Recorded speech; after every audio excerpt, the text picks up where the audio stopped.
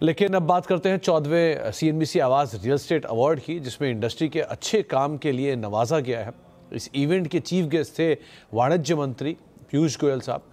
Real estate में GST input tax credit ना मिलने के मसले पर उन्होंने सफाई दी। उन्होंने कहा कि बिल्डरों की सलाह पर ही बिना इनपुट क्रेडिट 5% GST तय किया गया था।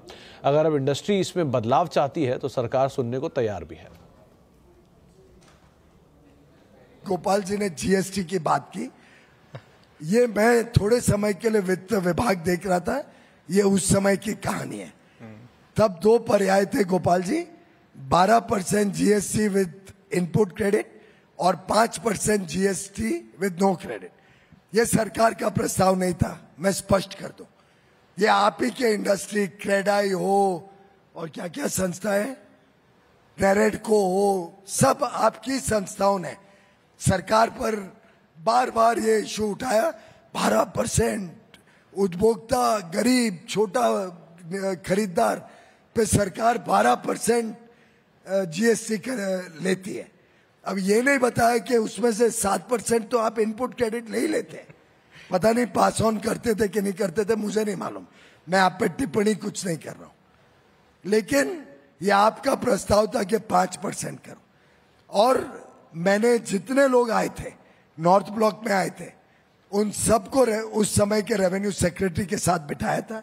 मैंने कहा जो आप लोग फैसला करो। इंडस्ट्री को 100% छूट दी थी, और ये रिकॉर्ड पे CNBC जरा जनता को बता दे, क्योंकि ये बार बार ये विषय हमारे ऊपर इंडस्ट्री रेज करती है जो फेयर नहीं है। आप सबका सहयोग मिले, हम कुछ स्मॉलर ग्रुप्स में आप भी इसको फैसिलिटेट कर सकते हैं, राउंड टेबल करके कुछ आइडियाज निकालें कि जो लटके अटके पटके पुराने प्रोजेक्ट्स हैं उनका क्या कर सकते हैं, नए प्रोजेक्ट्स को स्पीड अप करने के लिए क्या करें, स्लम ड्वेलर्स में जो आशंकाएं रहती हैं उसमें से कोई सोल्यूशन निकल सकता है। अब रेरा ने कहा 2 साल का रेंट आप एडवांस में दोगे। मैं समझता हूँ ये सोल्यूशन से स्मार्टर सोल्यूशन आ सकते हैं। यहाँ फाइनेंस के लोग भी होंगे शायद। हम क्या रिवॉल्विंग फंड बना सकते हैं एज एन इंडस्ट्री ग्रुप, जो गारंटी करे कि अगर कोई डिफॉल्ट करेगा तो इस फंड में से हम उसको पैसा देंगे, और फिर वो प्रोजेक्ट ये फंड टेक ओवर करके आगे डेवलप जल्दी करे।